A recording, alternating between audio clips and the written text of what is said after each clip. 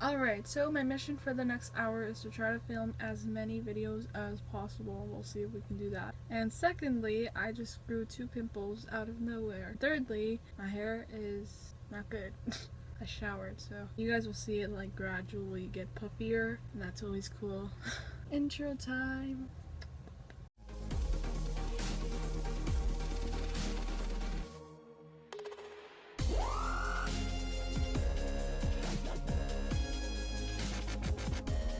Hey guys, it's Mimi1239 here, and I'm here to give you guys my review video for Girl Meets Triangle, and it's been a while since the episode came out, but I thought I would, still do this review video because a lot of you guys seem to like that I get angry when I watch episodes. I don't know why, but I mean, I do like that too when I watch other people react or review videos and they're upset that, an episode didn't happen the way it should have been, and I get it. So anyway, where was I going with that? Let's just get into this review. So I'm gonna do a little recap, I guess, of the episode. Off the top of my head, I don't have anything planned for this, so what I remember was Riley and Maya, they're in the hole again.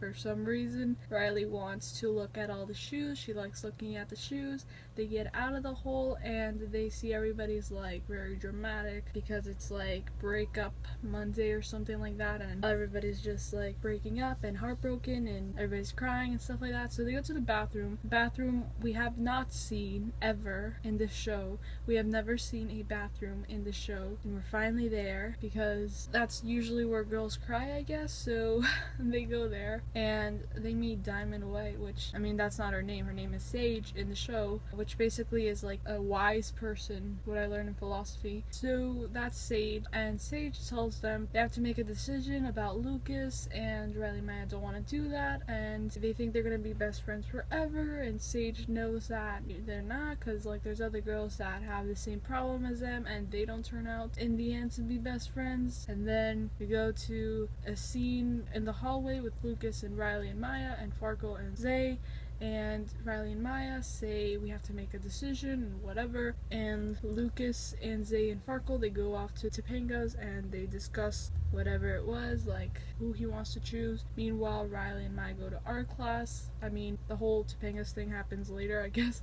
Not, they don't skip school, just saying. But Maya and Riley go to art class, and one of the things that I thought was weird was that Maya said that art class was like her only favorite class, but we know that Spanish, she's doing really well in that class. And then we meet this art teacher, and I totally forgot his name, but he looks a lot like Turner, which is great. I like that.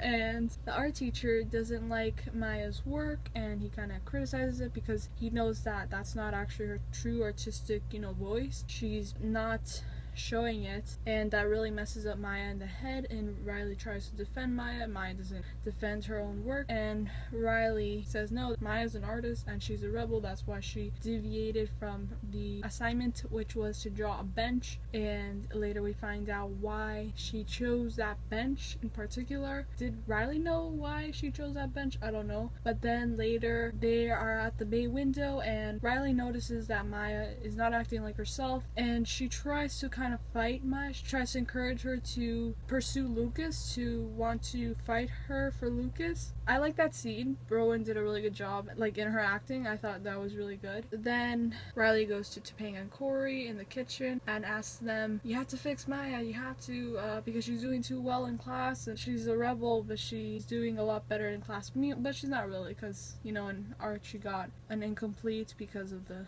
thing with the teacher and her work. They realize that Maya hasn't been acting like herself, so they bring in her mom, Katie, and this is the part that really got me. I was so upset at this because Katie is not like that. Katie is so off character in the scene. You wouldn't hear that from someone like me because I'm supposed to say everything is good about the show, but when there's something that bothers me about something that they did in the show, I will voice my opinion because that's why I'm here for. I don't like every single thing about the show or the way that they make it, but overall I think it's a good show. But when it comes to some stuff, there's some stuff that I find questionable and stuff that I don't really like, but I will talk about it. I'll criticize it and I'll do it critically, constructive criticism, okay? So Katie is so out of character in this scene. She's like, why am I here? This is about my daughter. I shouldn't be here.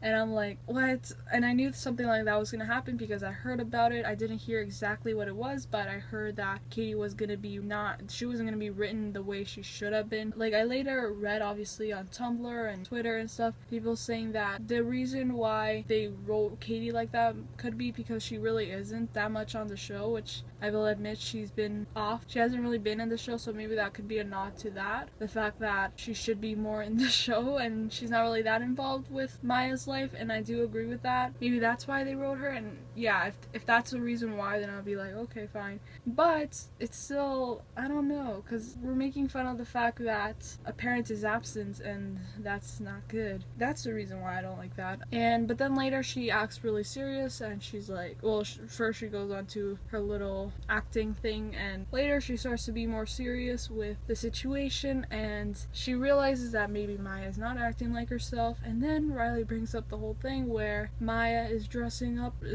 similarly to her. Riley, in that scene, she was wearing a romper and Maya was wearing a dress, and I never would have realized that Maya was dressing up similar to Riley if Riley hadn't pointed that out to us. I explained this in a comment. Maya changed her wardrobe in Hurricane, right? So she changed her wardrobe because Sean bought her new clothes, and I always thought that was always Maya's style. Like, anything she bought was always her style, but Riley obviously is her best friend, so she influences her, so maybe that's why she's dressing up more like her. Yeah, but other than that, I always thought that, I mean, I have noticed that they're kind of dressing up similarly, and they do wear a lot of the same stuff now. Like, they wear the same pants and they wear the same shirt sometimes. I always thought that was just because they just exchange clothes and that's it. I don't know, but that's my opinion. I think that, as Maya even said, clothes and hair do not give off that she's dressing up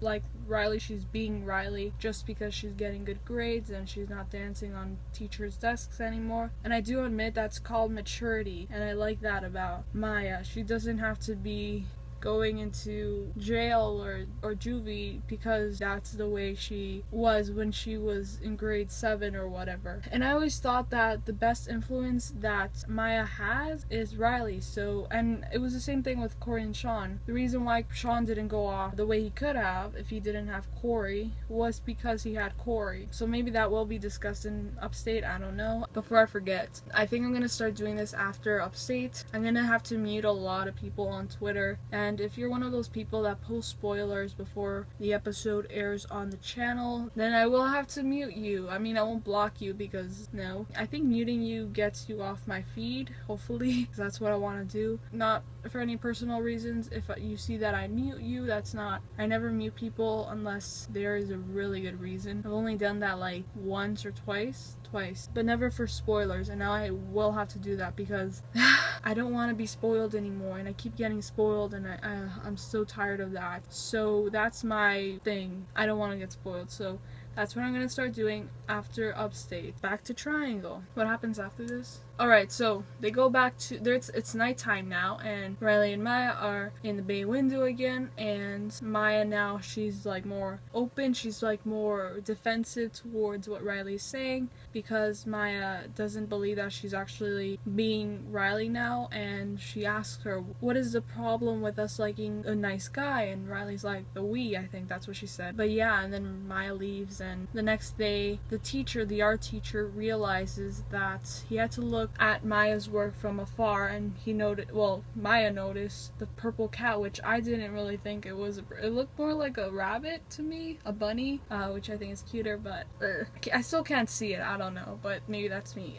I would never have guessed that that's what Maya actually drew. So then she says, yeah, okay, I'm acting like Riley, I'm Riley now, that's now a problem. And they go back to the Matthews place, and Riley takes Maya out, and we don't know where they go, but we do know, if you watched the Upstate promo or even the episode, you know what happens. I like that about that they actually went directly to Sean's place. I'm really excited. And then with Lucas and Zay and Farkle, they go off to Topanga's and try to figure out Lucas's feelings. He needs his friends there, and I like that they have their own little moments together. Zay says, I pick Riley. I would pick Riley. And then he's like, I would pick Maya. And I'm like, who would you pick? Just tell us. That's too confusing. I don't know. So I can't figure anything out from that. And Farkle tries really hard, like with his laser robotic eyes, to figure out Lucas's feelings, and he can't because science cannot explain love. Blah blah blah.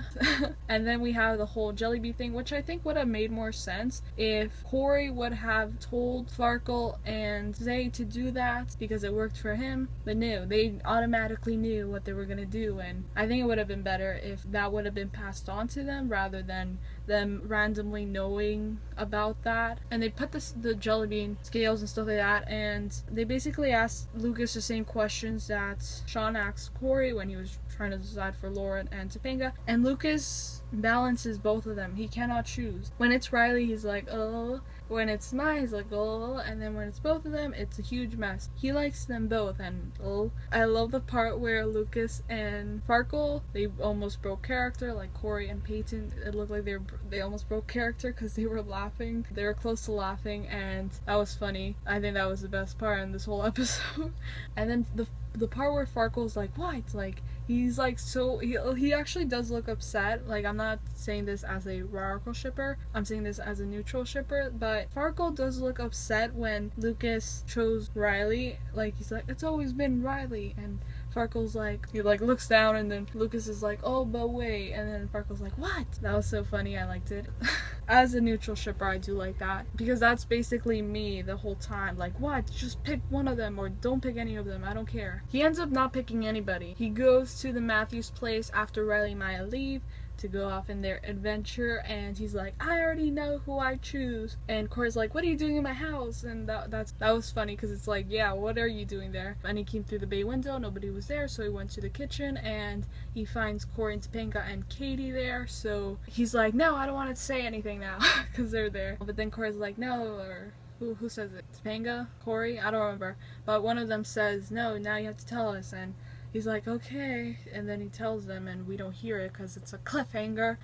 Yeah, nothing was really resolved in this episode, so I'd probably give it like a 7 out of 10. I know that's pretty low for me because I always give episodes 10 out of 10. But this one, my favorite part about this episode was the Lucas and Jellyby thing. What it looks like they're going with is that right now, what it obviously clearly looks like they're going with in this whole non-triangle thing is that Maya never really liked Lucas.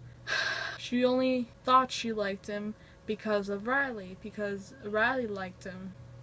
Yeah. I don't really have a lot to say about that except that my friend Taylor, if you're watching this, hello. I know that you wrote a blog about this, and it was, I forgot what it's called, I am really sorry. I just remember it was like why the non-triangle thing can't end, the way they seem to be going with it. And you wrote a blog, so guys, check out her blog, I'll link it below. She made really good points about this, trying to be a neutral shipper, but she actually is a Radical shipper, so if you're into that, go check it out. And even if you're not into Radical, still check it out, because yes, there's a lot of reasons why they cannot go with that storyline. Sorry, Rucus shippers, but I think even if Rucus does get together in the end, I think they have to do a much better storyline on how they get together, you know? It cannot be because Maya never liked Lucas and whatever. At the same time, ever since Yearbook, we've seen more of Maya being less teasing towards Lucas ever since Yearbook, because that's when she started dressing up like Riley,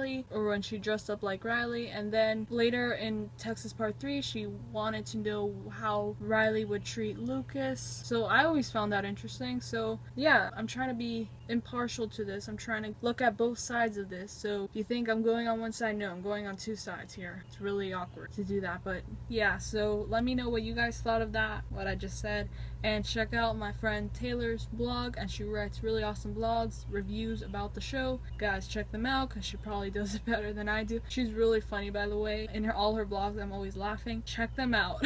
They're really good. And Well, that was pretty cool. And that's the end of this video, guys. Thank you guys for watching. Like this video if you enjoyed it. Subscribe to my channel if you want. The subscription button is right there. This is my new goal, 1,000 subscribers by the end of this summer, which is August for me, end of August. My social media accounts are right over here. Follow me especially on Twitter because that's where I keep in contact with you guys. My Riley Matthews Stolen Innocence video is right there. Promo reaction to UPSTATE is right there. And my predictions video to UPSTATE is right there. And yeah, I love you guys so much. Thank you guys for always watching. Mwah. Remember guys, there is no end to your horizon, and I'll see you guys soon. Hope you guys are having a really nice day or night, and bye!